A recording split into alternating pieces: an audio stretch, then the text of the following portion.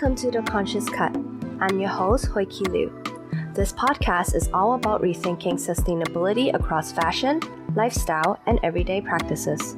Through conversations with entrepreneurs, policymakers, educators, and changemakers in Hong Kong and beyond, we'll explore real solutions, from industry-wide policies to the small habits we can all adopt. Let's cut through the noise and create meaningful change together.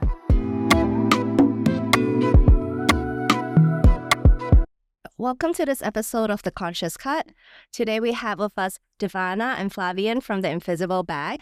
So I'm going to just jump right into it and let you guys tell us, what is The Invisible Bag Company? Well, Invisible Bag, long story short, is a bag that dissolves in water. But where does it started from? Back to 7 years ago with Devana, we picked up hiking as a weekend activity. But along the trail, we saw a lot too much trash, and we started to pick up the trash as a whole week. One Saturday, two Saturday, and then ongoing process that created an anxiety for both of us. And that anxiety led us to figure out, is there anything that we could do eventually to bypass the pollution?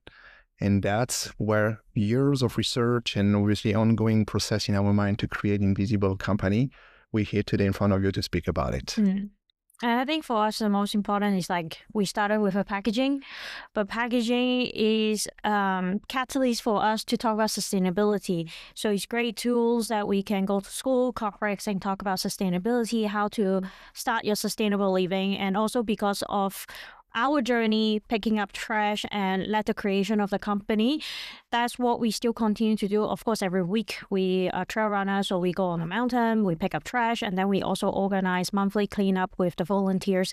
And that's how, through action, that we can inspire change.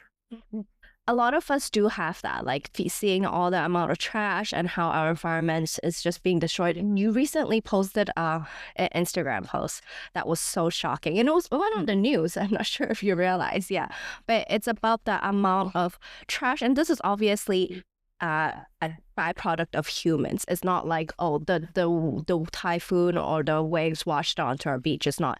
It's up on a mountain. Obviously, people track there to hike down the mountain with all these, drinks, disposable food, one-time use, whatever, and then it's all left behind, and that's where you guys saw it. So I think a lot of us has experienced that. A lot of times we think a cleanup is all that we can really do, but obviously you guys have gone beyond that. Now my question is, do you guys have a science background?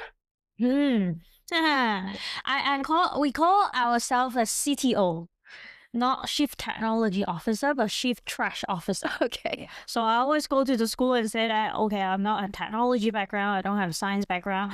And some students, or when we go to universities, people ask how can I start something without, or do I have to get sustainability background? Do I have to get a science background? Yes, of course, indeed it helps, but I think the most important thing is how much you want to drive a change, and that motivate you to study something different or learn something different. And I always call Flavien as a conductor in an orchestra. When we first started, we got the help of 5 to 6 students helping us to shape some of the strategic idea for Invisible Company. And one day we were asking them as a task to help us figure out a slogan for the company, which we didn't get as an outcome, but one of them came with sustainability is a personal choice. If you decide that sustainability is an important element for you, you're going to start looking around at what's doable in order to improve the sustainability impact that you're creating on life, reducing your consumption of whatever you do today, but as well on your daily practices, what you can do to influence other people. And once you start looking at this, there is a lot of element that comes as a knowledge, and you realize that there's very less you know, and there's a lot to learn. And the learning process most of the time leads you to understand that sustainability might come from a personal behavior, but it's related to a material, which is, again, science. It goes into an ecosystem, which is manufacturing, because it goes into a consumer level product. And then it goes again to what the society on its own is ready or not for this product when it comes to people's hand, and where it goes afterwards. And this is where basically there is a big gap in the industry is most of the company or most of the marketings are very good at putting a product on people's hand or creating the desire for that. But once the product is being used, the residual value is so limited that at the end, it's easier for most of the people to just trash it, which is not a good behavior. So it's coming back to the first point, is a personal choice. If you want to do something good, you do it. If those people don't think it's important to take care of the environment or even their own ecosystem, trashing is the solution. So trashing, we know it's bad, but now we also know actually recycling is not really a solution because we don't have enough infrastructure for recycling for it to be truly circular. I feel like in any industry, really, but especially in the fashion industry, the infrastructures aren't even there. So I guess when the infrastructure is not there, that's when you have to think about how can I come up with like materials that matter, that won't be a problem for our environment, right? Which I think is why it's so great about the bag that you guys have. I've ordered it, I've tested it, and I can see that, I mean, nothing. I can see nothing at the end. It's basically liquid. Yeah. So I think that's great. But okay, walk me through this a little bit. I mean, I assume even though I see nothing, there must be some chemicals, some additives in the bags, right? How did you guys even come up with this material, and how did you decide this is the right material? I think the idea also behind the name of Invisible Company that we had back then is seeing this trash and knowing that the waste management system wasn't necessarily too efficient. We thought of, is there any material that exists that can be serving the purpose on its life when the function is needed for whatever purpose? But then on the afterlife, there is a solution that can be disappearing from the environment, biodegrade from the environment based on the microorganism action. And when you look back into science, very briefly, and this is something that we learn on primary school or even secondary school, we're all made of carbon. That's the primary element of a lot of things in life. Material would degrade if the carbon chain is easily breakable. So in our research, we looked at what material exists or what material can be created that would mimic, for example, in the case, a plastic bag. But when it's going to be in touch with microorganism, bacteria, it will be degrading. For those search that we've done, we came across a lot of different feedstock as a raw material that are some of them very amazing sources, but difficult to scale or difficult to bring into even industrialization at a cost that is affordable. Some of them that claim to be, but are not necessarily delivering the purpose. And pushing those research, we came across the material that we have right now for Invisible Bag that all of us have been using in our life without even noticing it. And when we figured out that it's a product that is in the daily life, that has been proven by the scientific community, by the medical community, but it wasn't used in a consumer good level, this is where we got our moment of calling action. The matter that we use, if you take a capsule of Panadol or whatever kind of medicine that you ingest, it's digested into your body.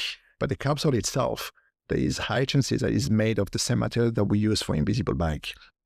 That is so clever. That is so smart. Okay, that's crazy. So I mean, it's really eye-opening because actually meeting you guys made me realize my beliefs has been very limiting. I've always thought, oh, I don't have a science background. I can't come up with materials or ideas to solve a problem. I can just do better in my own lifestyle. But But in fact, in your way, you're a scientist as well, you're an engineer. It's just that you don't go with molecules and you don't go with material, but you're processing a supply chain and you're engineering that supply chain for the best outcome. So you're composing with elements around you. At the end, that's a sort of science too. Yeah. I think also technology helps a lot. The other day I was talking to and also someone working for the geology. I was like, oh, so interested about the biodiversity, the rocks and the nature. Oh, should I go and study something related to it? And the first thing first, he said, now the technology is so advanced. You just search online. As long as you're passionate about something, you deep dive into it and you can get as much knowledge as you could. Of course, going to the school, it gets you a proper system that you can learn a little bit more. But the most important element is how much you really want to learn and the passion about it. And now you can do everything. That is so true. And I think one of the reasons I have you guys on today is because I wanted to highlight to the public about how, actually plastic bags is one of the things that we assume there is infrastructure for recycling. We can, if we're, good enough to not throw it in the trash, we can at least throw it into the recycling bin. And we would assume that's okay. But I mean, it's been proven over and over again that it doesn't necessarily end up where we think it ends up. And so, like I said, it's such an important step to take, because if we just think about how fashion is the second largest polluting industry in the world, because we talk about how many billion tons of clothes there are that's just being wasted, going to landfill. But we really need to think about actually before it's wasted and before it goes into the landfills, it actually was probably first packaged into a plastic bag.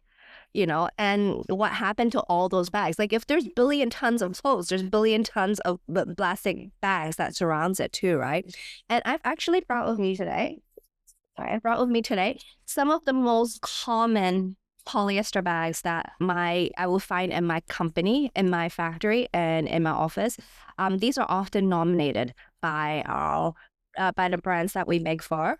And if you don't mind, I would just like to kind of show the audience what it is that we're talking about, that we're looking at, what we want to get rid of, and why this is not a solution, and it shouldn't even be out there. I would assume the worst one is this. It's probably an OPP. Yeah, very clear, very clean. So we know for sure this is virgin polyester. It also sounds... It's the cheapest you can ever find. Yeah. Okay. So this is, I assume, can you recycle this? In somehow there is some, depends on the companies, the technology they have. But in Hong Kong, there are some companies, they do recycle these. Okay. But overall, it's more difficult, right? Does that make that difference? If I throw it, I've been told that this very clear plastic that sometimes have like a blue or even a green sheen is just not a good quality. It's definitely a lower quality grade than a virgin PE that will be used with a certain value for recycling. Therefore, since it's downgrading the quality of the material, it's most likely being just discarded. I see. This one is also mostly will be used in packaging vegetables, because first they're the cheapest. Yeah. When you buy vegetables, $20, they wouldn't spend more expensive materials. And this one, the signature for this material is very brittle compared to any other plastic bag. If you tear it on the side with the side sealing, it's very quickly to be torn out. So every time when I see vegetable pack with this, I'm so scared to receive this packaging because it's so brittle. And I assume, like you said, this has the most additives, so I don't even know what might be seeping out from this, really. Okay. Neither. So this is what, whenever my customers want this, I'm kind of like, can we just not?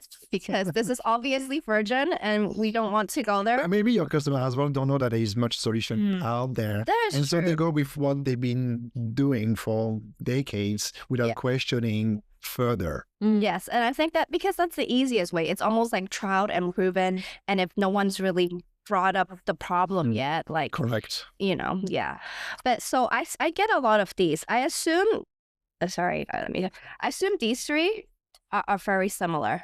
They're just kind of they're not totally see-through. They've got kind of a function. They're whitish. Now there's a few differences.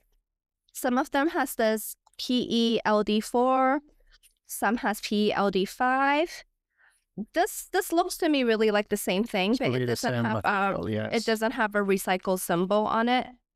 The recycling facility normally, if they were to recycle this material, they will have technology to assess with the infrared light. So even though the number is not written, meaning that the consumer still needs to put them on a like on a recycling bin, eventually the recycling facility will have a way to segregate them correctly. So the sorting, I assume, actually at a recycling facility is still kind of massive because for us, we just throw it all into one bin, all types of plastic, right? And this sign doesn't tell me if the bag's made of recycled materials. It only tells me that this bag is recyclable. Is that correct? This is international recognized as a numbers. So this, it means that it's recyclable, and some of the people, they just put a recycle label, but without telling the material. The proper one, it should be naming 1 to 7. So 1 to 6 is normally a model material that is made of, for example, PP, PE, HDB, LDP, PS, or PVC. But so you will have the number on top. But 7 is normally those material is even being recycled. It has a very little value, or it's like a mixed material. Ideally, every of the packaging should, if it's recyclable, should put the numbers and tell people what's this material made of, because some of the countries, they are very well developed with the infrastructure, for example, Japan, and you better put all the numbers so the citizen will know how to recycle them. Oh, so they actually separate it even by the items and numbers. By numbers, by different items. Proper recycling, it depends on the machinery. Some of them is even by colors. For example, the plastic bags, if you really want to sort it out as the best outcome and have a certain value of the recyclable materials, you have to segregate them by colors. So some of the plastic bags, let's say they're in a blue color, red color, or transparent, whitish, or some of them like completely, like for example, this one have no wordings on it. There's some of them have wordings. That has to be separated, but not just dump everything into one bin. Right. Okay. I'm surprised. I didn't realize Japan does that, but that's great because I feel like they're one of the places with the most packaging. So. They are probably the biggest packaging consumer, but they also have education, segregating at home, and everything afterwards go to infrastructure, also for bottles. And China, surprisingly, I heard that from a friend last time, that is one of the countries in the world where they have the highest recycling rate for PET bottles. Yes. Which is, in a sense, shocking. But on the other hand, they have the infrastructure to recycle. They have the infrastructure to collect, meaning they have everything available to make sure that it can go into circularity. I feel like now with China, it's more about the educational shift, because I always tell people, like, I was educated in an American and international system where I was always taught to recycle without actually thinking about where my recycles are going. But it was just such a habit for me to just sort everything naturally, right? And it's a habit that you build otherwise in a city like Hong Kong where people's always chasing for efficiency. It seems really inefficient to have to sort your garbage, you know? But at the end of the day, somebody's doing it, so it's actually the most efficient if we will start from ourselves. Now, besides these bags, I have these other bags here that's supposedly for, I'm going to be very honest now, these are for my more sustainable customers. One of them, because they state that their bags are reusable. They expect, because they do a lot of sweater knits, they expect at the end of the season, the customer should put their wash sweaters back into the bag to keep for, you know, over the summer holidays, so you don't get moths eating through them or whatever. But I always say, like, I don't know how, this is not, you know, at the end of the day, to me, this is still really much a single-use bag. Like, you can use it multiple times, but it's going to get punctures. It's not airtight, you know.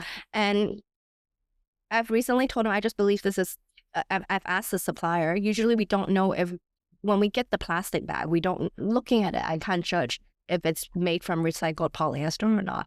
So we usually have to ask upon ordering to see, which is usually nominated by my supplier, so I don't have too much say on it. But recently I've asked the supplier and they weren't able to tell me if this was virgin or recycled materials, which tells me it's probably virgin materials. And additionally, because it's got the soot. And I believe this part cannot be made with recycled materials. Is that correct? Most likely not. That's why we have a solution with invisible bag, because we can't lie. If you take the bag and the bag dissolve in water, it means this is an invisible bag. If the bag doesn't dissolve in water, it means that it has been mixed with material that are not soluble. Right.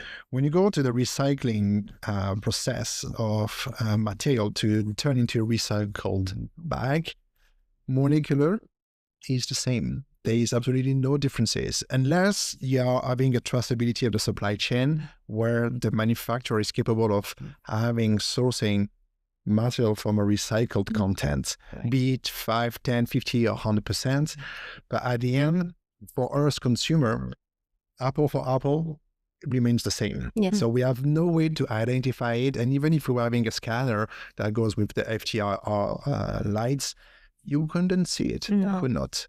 Yeah, but most of the people wouldn't know is like that's an insider story. We couldn't disclose too much, but the thing is like when it's a recycle, like let's say 100% recycled material, the bag wouldn't be so transparent like that.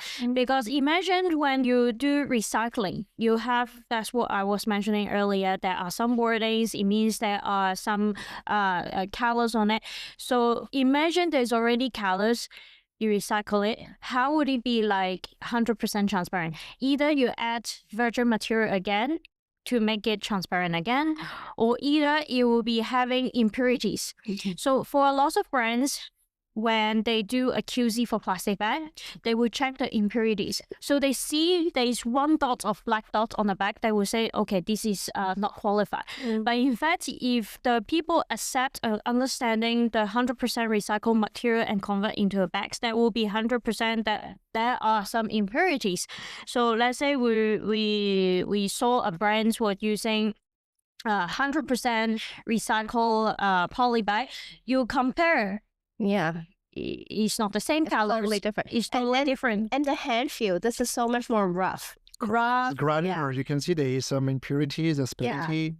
And you will see that there is a black dot impurities on it. Right. And this is also part of the education that you need to tell people that you cannot expect 100% recycled material will be the same as those virgin material. Now, that's the quickly to see through the eyes to know that, oh, these will be mixed with virgin, this is not recycled. Or they call it recycle, but they buy the virgin material recycled inside the factory and then convert. And it become post-industrial recycling. Yes, like you're recycling with the wastage from which is virgin to the ideal will be post-consumer, meaning that the leftover or the trash found from the waste management or even from picking up in the nature when it shouldn't be.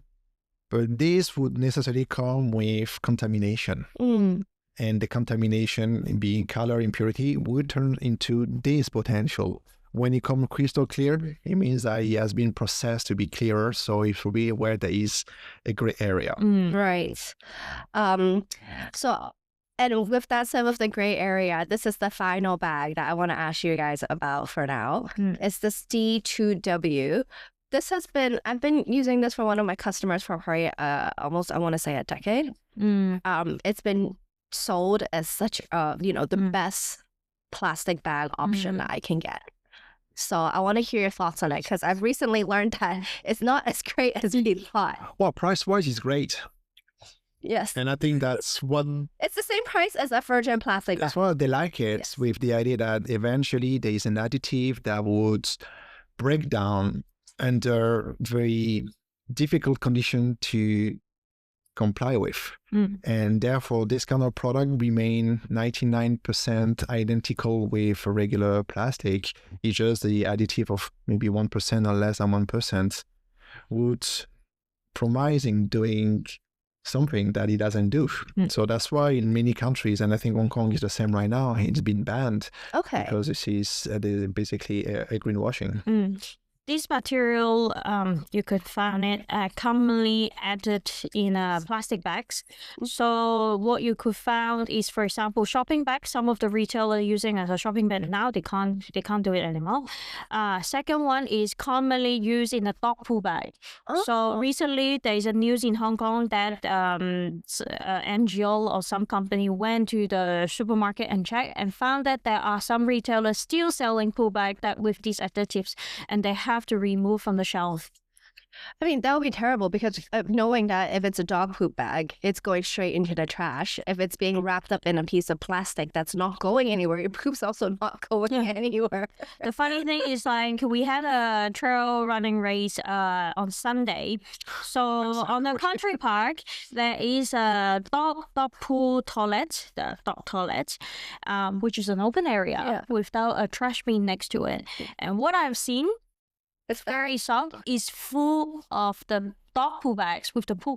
Hey, the dog already poo. You already wrap it up. Why don't you just leave it there? Why don't you just carry it and dump it in the proper bin and leave it in the nature? It's like, This is what something is missing in education and the mindset. I mean, they treated the open dog toilet as a garbage bin. exactly. Right? Like, guessing somebody's gonna come and pick it up, so that's the The point. point is the dogs were supposed to poop in there and that natural take care of its course nature. Yeah, and then you pick up the poo and should be carried into the bin, but not just leave it Or there. even if they don't bag it up at all, just let it become fertilizer. You're already on a mountain. Why did you put a The plastic common bag around sense it? doesn't add up in this one. Yeah, but probably we should carry up all the poo and things. Okay. All right. Now that we've gone through plastic bags, I'm not quite sure because I know even with you guys went through, like, you guys had different trials. You looked at actually like a full-on recycled bag. What other bag do you have? You have a seaweed bag, I believe. Well, we are. Oh, not seaweed, sorry. That one is another one that is made with fishnet. Okay. So fishnet often come in a blue color, and that's why the bag doesn't have the transparency. He has this translucent blue. Another explanation that this bag is not made 100% from fishnet, because the material being in the sea for so long, the characteristic of the material are fading out. So I think that this one is 30 or 40% of the fishnet and 60% of virgin plastic, Right. which still delivers a product that feels alike, looks alike, but you can definitely look at the color. Yes. It would never be transparent because the fishnet itself Right. are colored, Right. which again explain that the full transparent 100% recycled has something not adding up to. Yes. So I guess that's why, like, at the end of the day, both these other alternatives, they're still plastic. Whereas the invisible bag currently, there's no plastic. This is still a polymer invisible Right. bag. When you look at it, it's like similar translucent, transparent, the feeling, the touch, Yeah. the function is similar as a plastic, so that's a polymer. But that polymer has a specificity of being first soluble, degradable, compostable, and consumed by microorganisms. The consumption by microorganism, see it as a compost. When you put a compost somewhere, you come back after a few months, and then you go back into dirt, what we call carbon dioxide and water. That will be the same of this one. The polymer itself, even though you don't see it after it's being dissolved, so it's like a sugar water, it becomes an invisible bag water. But imagine the sugar water going into the water stream, whether it's microorganism or even if it ends up in the nature stream, their bacteria is going to consume the sugar the same way they're going to consume the bag. So there is no harmful residue, and the test we've done proves it by having a toxicity test, the degradation on the landfill test, and a compostability test. That over time, and depends on the condition around, if there is no microorganism, it takes longer time. But if there is a high concentration of microorganism, just a few months. I think for us to, because if you go into very technical chemical side of defining plastic, many of the things are plastic, no matter how it's still plastic because it's modified. But for us, it's like plastic has its negative elements to the environment, and it will fragment into microplastic that will endanger the environment, and that's what people concern the most. And for us, it's like the material at the end of the day, we call it invisible because if it ends up, let's say if you dissolve it, I mean ideally you dissolve it and you put it down the drain, what normally goes into is the sewage treatment system, especially in Hong Kong, is very well developed. It adds up a lot of microorganisms inside to break down the material. And what we have been visiting the sewage system, and not because of the bad people who say, oh, you put down the drain and we're endangering the environment. Actually, what endangered the most is during the COVID time, guess what? that the sewage treatment system every day there's engineer and go and test it, and this is something happening every day and appear in our daily life. Guess what we use the most in COVID time? The testers and the masks. First, and for hygiene purposes. Oh, the spray alcohol stuff, those spray bottle water or whatever that chemicals are actually. Yes, it's the chemical and the cleaning products that we use, especially you wash and you put down what is it called? Like Dettol things. No, 漂白水. Oh, bleach. Yeah. Yes, the bleach. Yes. That is the worst. For example, we live in the village house. We have been advised so many times, do not put bleach into the toilet because it goes to septic tank. You kill all the bacteria, Yes. and those bacteria is the good bacteria that it helps to break down the materials. And in the COVID time, they said that every day people use bleach, they clean the toilet because we have been the government has been telling us to use bleach to clean. That's what disinfects everything. Exactly. And at the end, they kill all the bacteria in the sewage system, and they cannot even break down the poo and the pee.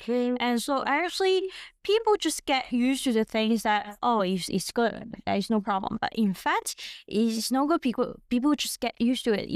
We all like sustainable living and everything. If you think one more step and step forward, what am I doing? Is the things that we're using is good? Can I do technologies there? Can we search a little bit more? It helps you, oh, actually we can do something different, and maybe there's some alternative that is better to the environment. Such a great way of thinking. I did pick up something. This came after COVID, and it's because I felt like we were using too much Dettol and bleach. Yes. That's what people, when they ask us, is there any toxic residue afterwards? And I always tell them, sometimes in the skincare we use, in a shower gel or in our daily life product, there is more toxic element than what's in the bag itself. Right. No, so the other thing I wanted to ask you guys, because we talked about how this is, it's water soluble, it breaks down much easier. So in the sense that if the consumer who received whatever it was that they bought in an invisible bag, and they decide they're not going to bother with dissolving it, this bag can't be recycled. Am I correct? Or can it be thrown into the recycling bin? On technology itself, the bag would eventually be recyclable amongst the same material. Okay. But the infrastructure doesn't exist for this material specifically. Right. If it's been sent to the recycling facility, most of the time the recycling facility go through intense washing with hot water. Oh, so it'll just melt away. It will melt away. Okay. If the consumer put it in a rubbish bin, and this is what we've been assessing by choosing this material over the other one, is like, if whatever material we're going to promote with an invisible company goes into, basically it doesn't go into the waste stream. Yeah. What's going to happen? Yeah. We need to make sure that there is microorganism action that's going to consume this. So, as I said earlier, compost would work. I don't know if you've ever been those home composters where you put your food scrap inside and a couple of hours later, it turns into dirt. Yes. You can put an invisible bag inside. Okay. It would turn into dirt in a few hours. Right. It's also certified to be compostable. But then there's a test we've done, is the landfill degradation. Landfill, we know it's one of the terrible areas. Yes. And not every landfill will have the same conditions, but we wanted to assess if there is lack of oxygen, very few microorganisms, what's going to happen. And so there is international test, which is the ASTM-D 5511. We submitted the bag to them. After 3 months, it came back 95% degradation. Oh, that's so good. Which is like a lot more than any other material. And basically, those materials we say with the additive, they claim having that certification, at least that test proof. But for us, we've done it in 3 months. Some of those additives do it over 2 years to reach 10 to 15%. Yeah. And if they reach 10 to 15%, they can get a green leaf from the certified body. For us, we got 95% in 3 months. Right. So I'm not going to say this is gold-free. We still have the chance to dissolve first, compost. But even though if it's not done through that ideal scenario and it goes into landfill or it goes into the nature, action of some microorganism disappear. That's so great, because you guys already knew what I was asking next was so kind of your question. Because I always remind people that actually things that goes into the landfill, which is when we throw things away, like what is that away? Usually the away is landfill. it doesn't go away. It just sits in the landfill for like centuries because as you pile everything on top, like there's no light, there's no oxygen, things don't degrade when there's no heat, light, or oxygen. So yeah. Okay, so now that we've gone through the bags, actually, I do want to add one more thing because I saw this little, which looks very like a science experiment, fun thing that you guys told me you do with kids, right? So how do you work with children? So we do a lot of school programs with international schools, with local schools, and they all aware that we use a lot of plastic bags. Of course, the first thing first, even we have an alternative. Even in our day life, we aim to reduce and we avoid to receive a packaging first. But there is a lot of scenarios it's hard to avoid. Let's say we work 90% with the fashion brands. They work with a third-party companies that to deliver the products. The requirement first thing first to fulfillment center is you have to get a packaging. First is to protect the clothing, not to get molded. And for doing all the transportation, doing multiple locations, you have to get something. Now, how do we avoid it? So of course, then it's come with an alternative. But then when we talk to the kids, they might not knowing the fashion brands have certain things. What they see is like, oh, in daily life, we have so many plastic bags. What could we do? Is that, hey, science can help us. The material science, of course, we want them to also, they are the future. They can change the world. So we tell them, actually, there is bioplastic that can make 100% of biomaterials. So we're trying to play around different materials. We have been searching online. There are also some workshops in Europe. They're trying to offer this to let people experience. Of course, it cannot be scaled at this moment. It cannot be industrialized and replace all of this. But at least it's a step that we can explore. So what is this? That's a very thin layer. You can think of, like, say, a clean wrap, for example, a bowl. Of course, this is not what we say you can do it, but this is made of agar-agar, starch, glycerin, glycerin, and water. And of course, some flower petals. Right, decorated. At the beginning, when we finish it, it like looks very colorful. This has been done for 2 months now. You can see a very thin layer. Kids likes to have colors and they like to play this. So we're trying to get some. Everything is food grade that you can buy it in a bakery shop, and we're trying to put colorants. Try to put beetroot powder so they can experience. Oh, I can do something different. In fact, why we started to create this program for kids, it's also going back to when we started to promote invisible bag to people. We realized for ourselves and for most of the people that there is a lot of information we don't know. And why would you go into something without knowing? So first you need to understand the difference of material, the difference of operations. So the education was something that didn't exist in sustainability like 10, 15 years ago. Now it's really changing because we see sustainability everywhere. You go to the plane, you're going to see like reports, ESG here and there. But still a lot of people are only scratching the surface. And if you want to be moving towards a sustainable journey for your company, this is a very long process. It doesn't change overnight. It's like we always say, it's like running a marathon or even a long distance. You have to start today and add up every single day a little bit more and never stop. And the more you learn, the more you realize that there is things that can be shared, because knowledge that we have today, we share them with you, and vice versa, you're going to bring up. So at the end, it's going to create a collective effort. But who's the future generation to use? That our kids of today. And if we are able to imprint in them a simple rules that we have to make sure we consume better, and if in their career search of today they don't know what to do, but science can be an element that trigger interest for them, they might be able to develop the ecosystem that we miss. They may be able to push in the company that's going to work out that we want to use this, and they're going to become a purchase power. And if they have the purchase power saying, I don't want to spend my money in something that is not eco-friendly, who's not having ethical point of view, then we have to stop.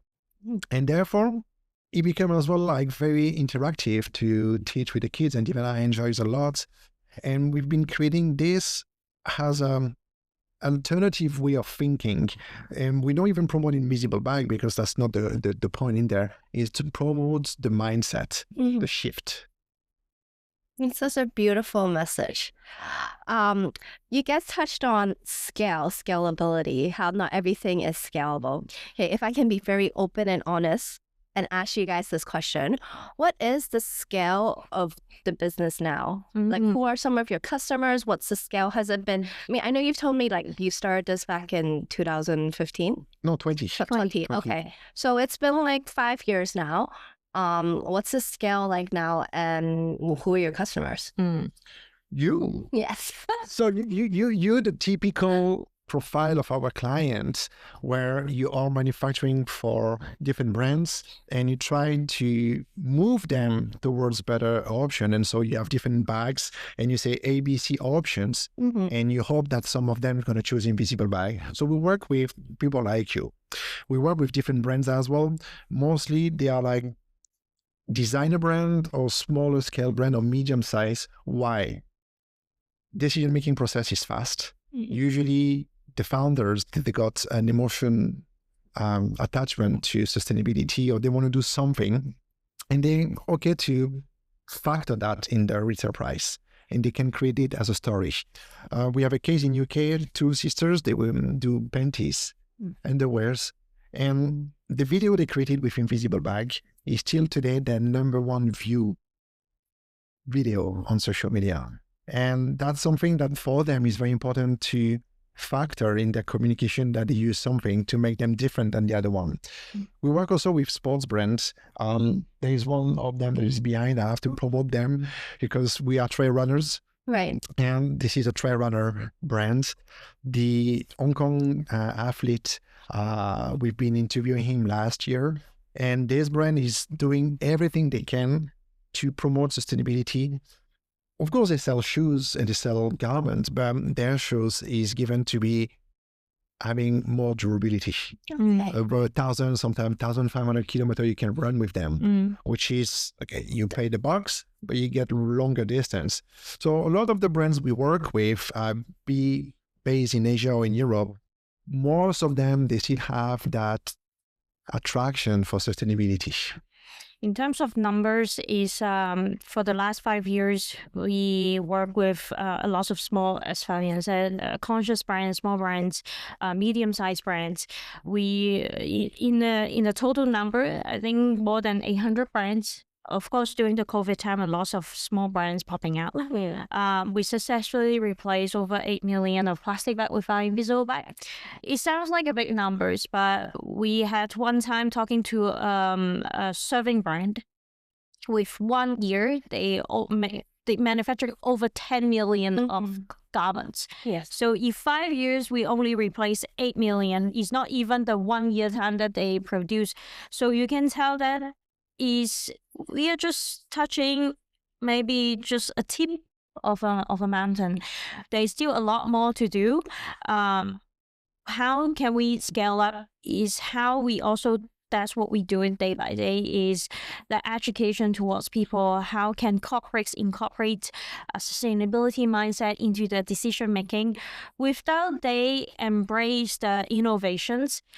No matter even there's 10 or 20 companies trying to work on the innovative materials, there's no one embrace it. We're very difficult to replace the conventional plastic. In fact, to make an additional to what Devana said, we hope that company will be less focusing on the price today, because what they don't pay today, we paid forward the consequences. And sometimes by adding up a little bit on the price of manufacturing that incorporates the social, the environmental, and the product like as a more sustainable ID, the long-term benefits will be much more interesting than having a pollution. Yes. So, I mean, I've shared this with you guys. I try to make it more incentivized from my customers, because our company as a manufacturer, we really want to be not that I don't have a choice to pick which my customers are, but I feel like I should be able to promote and have a say in certain things. So one of the incentives we've given them, as I said, is we'll pay for the price difference, 60% of the price difference between invisible bag and your typical polyester bag. Now, with that said, I want to say very openly and honestly, yes, I'm paying for 60% of the price difference for these bags, but when we're talking about that 60%, I'm talking about like 60 cents per bag. I'm paying an extra 60 cents per bag on top for my customer because, you know, a normal plastic bag would already be around $1, say. You guys, it's open on your site. Your largest bag is around $2 something. So I'm just taking that difference and paying 60% of that, you know. I'd rather give this to my customer as an incentive and tell them, you know, it's a value added thing. Please promote it because like you guys said, without the education, it doesn't matter, but please promote this as part of your brand story and bring this knowledge out to your consumers and your customers. So, you know, we can actually build something long-term and something real for the future, not just counting numbers now. Yeah. This is something that always bugs me, why your initiative is not more popular and widely available. Because technically, if you say a t-shirt would be FOB cost eventually $5. Yeah. If you become a $5.1 because it's an invisible bag, it should be factored in. Yes. And especially the larger the scale, the less it would help. It would help bring it down. And on the chain of production and consumers, somebody has or everybody has to do something for it. Yeah.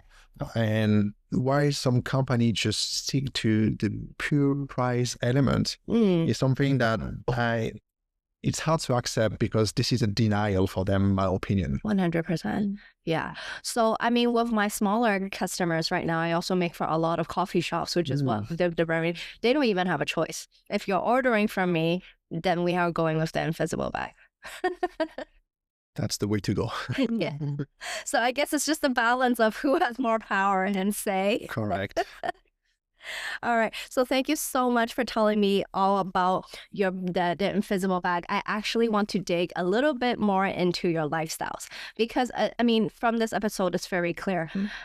It's your sustainable lifestyle and your environmental awareness that drove you into this business, really. So tell me more about your lifestyle. I already know the trigger for change and the trigger for the bags is from seeing all the garbage and having the anxiety from that. But before all of that, back to the very beginning, when did environmental awareness come into your lives?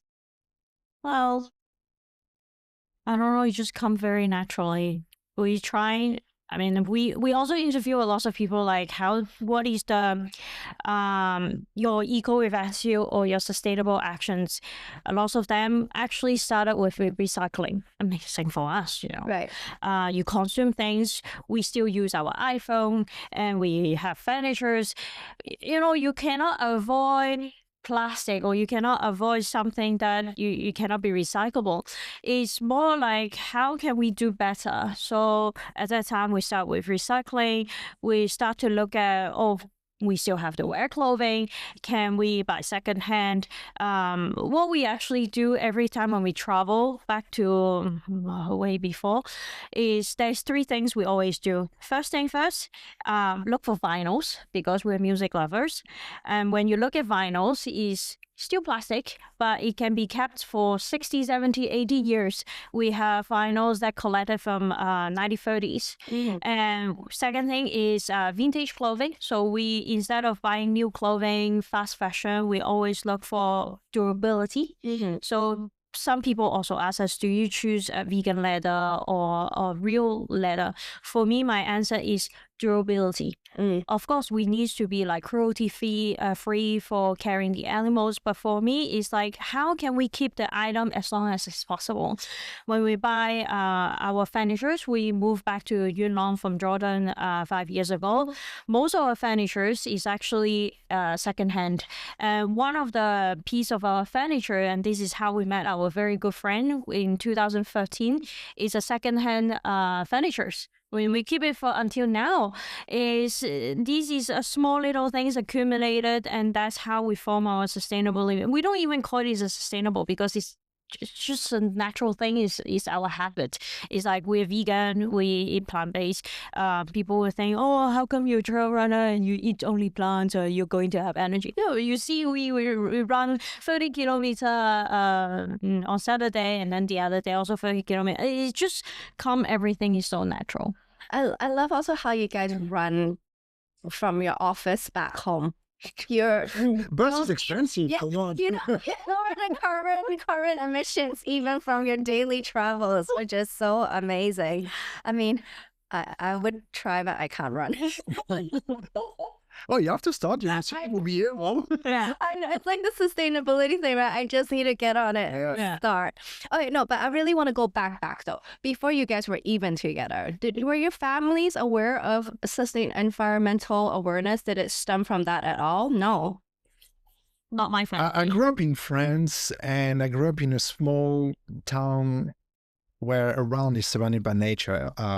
Just to give you the picture, when you see the lavender field, this is where I grew up. Oh, okay. So the touch with the nature always been there. When I was a kid, I was going, hiking or doing outdoor activities. And I think that for a lot of people, the sustainability starts with the love of nature. Yeah.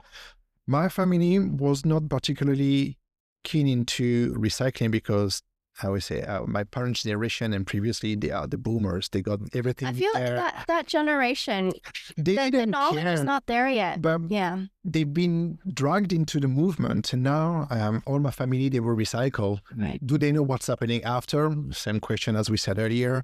Are they doing it consciously? I'm not too sure. Are they doing everything with the idea of reducing or being as sustainable as we are right now? Probably not. But I think for most people trying to be into the sustainability, there is something that is attaching them with preserving something that has a beauty, that has the ingenuity in there. And for us, apart, but this is also what connected us together. My first venture into entrepreneur business, 2008, was into skincare. And back then with my partner, we worked into organic formulation, trying to use FSC paper. FSC paper, 20 years ago, 15 years ago, nobody knew what it was. Trying to work with local supplier to minimize the carbon footprint. And we launched that product. It was, I guess, at the time too early. Yeah. But I think that no matter how, I think for companies or product developer, they should always be imprint that how do we create something with the resources we have available, which is technology advancement that is amazing, but to do something that would have less impact later. And this is also moving to your lifestyle. You, me, anyone is buying something. Can we buy something that has a better sourcing? Natural fiber when you go to fashion, or recycled material, or wood, because this is a noble material that would eventually be having a long-lasting element? Or are we buying from companies that are having a better social or environmental dynamic as opposed to certain multinationals? And I think this is where your lifestyle change mostly. Also want to go back to something Devana said earlier. One of the points that you pointed out is you picked according to durability, which I think is so important. It's not necessarily just, to be honest, plastic is not the ultimate enemy. Plastic was meant to made to be durable. It was meant to made, whatever was made with plastic, it was meant to last you probably a lifetime or even more. The problem afterwards, I don't know when it happened, maybe it's 70s was, when we started coming with one-time use plastics. And then there was literally a slogan or it was in some kind of advertisement, I think in the 70s. I need to look that back up. But the message was, the future of plastics is in the garbage. Is in the bin. I mean, doctors were recommending smoking back then, so you can see that there's a lot of contradictions. Yeah, so the whole idea was, you want to make more single-use plastic, you want to educate the public to use it. That's why we had cling film. Actually, when Coke bottles switched to plastic, it was such a big hype. It was only like 3 years later that they realized like plastic back then was literally giving people instant cancer, So like things like that. But it's about education, right? Like even the plastic sector took maybe 10 years to educate the public that single-use plastic is the way to go. You want your cling film, you want to make sure everything that you get is wrapped in plastic because that's what's protecting whatever you're buying. So I feel like what we're doing here, in a way, it's very practical sustainability movement. We're not just looking at like what numbers, what your data looks like, you know, how does your ESG look on paper, but it's very practical sustainability habits and it needs to be built. So, you know, when I asked about scalability, I do realize the big brands are not going to come instantly right away. Even my small brands are saying they don't believe they can transfer $2 onto their consumers. The big brands are even more nervous, right? But I believe it's something that's necessary. And hopefully with more information going out there, people will realize and ask for the change and push for the change. The push for the change has to get a strong drive of a personal intention. Government, if they decide to push something, then we have no way out. We will have to do it. But it's not necessarily in the agenda for like, big players. But if a person brings power in his home, in his family, office, industry, it might add up. Yes. And no matter what are the difficulties, nothing comes easy. We know that. But I think that's a good battle to fight for. Yeah, for sure. I mean, I just imagine one of the big sports brands, like I'm talking about a huge one, if they just change all their bags to invisible bags, that's already however many tons of single-use plastic out of our system. Yeah. Okay. Normally, I end the episodes by asking you guys for sustainability tips and practices that you can share with our audience that you believe is easy to pick up. I feel like we've done that throughout the episode. So it's something a little bit different today. I want you guys to share with our audience how can they take part in what you guys are doing? Because I know you do monthly beach cleanups or hike cleanups. Just, you know, how do they get involved with what Invisible Bag Company is doing? If they want to? I think she would say a lot more, but I'm going to be saying something which is driving us to continue. Today we wear a t-shirt, which is invisible t-shirt, and you can see here there is a graphic. About 2 years ago, we went to an exhibition and we were having a colorful t-shirt with written invisible here. That's all. That was 2 pieces for her, 2 pieces for me. It was our representation. People ask, can we buy it? No, we're not fashion brand. We're not making t-shirts. But it started to add up in our mind, can we do something that eventually people could buy, but would bring value to it? And therefore, we went into the process, which you know very well for your activity, on choosing dead stock fabric, trying to create a design that is attractive, with a factory that we have been identifying with good practices for the social workers.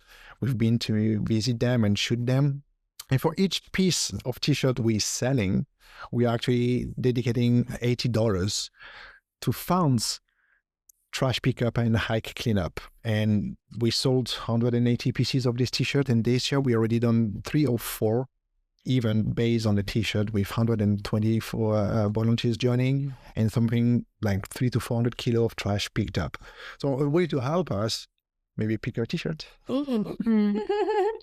I'll be adding your links to our podcast so our audience will know how to reach out for sure. But even that would be more practical on a daily life. Not really practical, but I think it's like we often being asked is like, how can we start? Is like we also say that 6-pack. I want to get my 6-pack. A 6-pack doesn't come slipping overnight. You have to participate. You know, set up a journey for yourself, and we are not forcing people to be sustainable. I think nobody likes to being forced. But if you want to start something, experience it. Actions speak louder than words. A lot of people join our cleanup. They might not coming for the second time, but a lot of them coming for the second time. They said, first thing first is that at least something I would think of, like, how can I do better for my daily life? Because they see so many trash on a mountain, or they see so many trash on a beach. At least you experience once, you will put your experience and share with the other people. So I would not force, but I will encourage people, come and join us. do the cleanup, you will experience one time, and then you will do maybe inspire you for your daily life changes. I think it is very inspiring because a lot of participants don't realize when they join a beach cleanup, they think I'm just gonna clean this beach or this hike for today, and I'm doing good today. But a lot of times is what they get when they leave after doing a cleanup. They realize, there is a lot of trash, and maybe I can reduce my own amount of garbage that I send out there. Yeah. And it becomes normal afterwards. Once you do it after a few times, it's like building up the habit. People say you need 21 days to build an habit, and it works. Yes. If you do it, then you don't even question yourself how you do it. You should, it become mechanical. Yeah. We definitely need to join the mountain hikes because honestly, our beaches in Hong Kong, most of them, our government do have like cleaners everywhere. So the last Do some of them or not? Yeah. some of them are not, but You'll be surprised. when I try to bring younger kids, students to just a regular beach, and there's not enough for them to pick up to make an impact. Regular beach, actually, in the government, there's a website that will tell you the beach, how often is being cleaned. So if it's a very regular beaches, then people can lay down, and it's pretty frequent, like 3 to 4 times. Yeah. So even 3-4 times a day, some of them. Yes. But there are some like outlying area. It's because of the wind and different scenarios, especially after typhoon. The trash is enormous and it's shocking. We went once during, I think must have been just after COVID time with my eldest son, and it was out in Discovery Bay, and obviously the trash was driven by the waves and the trash, and the amount of mass we saw at the. We see a lot less now, but we used to pick up tons of them. But even back then, I remember one of the things that made my kid, I think my son was 6 years old at the time, yeah, something like that. He was 6 or 7, and he was very much adamant, like, I don't ever want to wear another disposable mask. That's cute. That's good too, He's like, this is disgusting. That's what he said. He's like, these are disgusting. Witnessing and experiencing really make a big change. Yeah. Definitely. Yeah. So thank you so much for your time today and for this really enjoyable episode. Hopefully Thank you. it helps anyone to move forward and think about sustainability as just like it's a normal process. You don't have to think it too much, just do it. Do we have to do like this? Click the link below.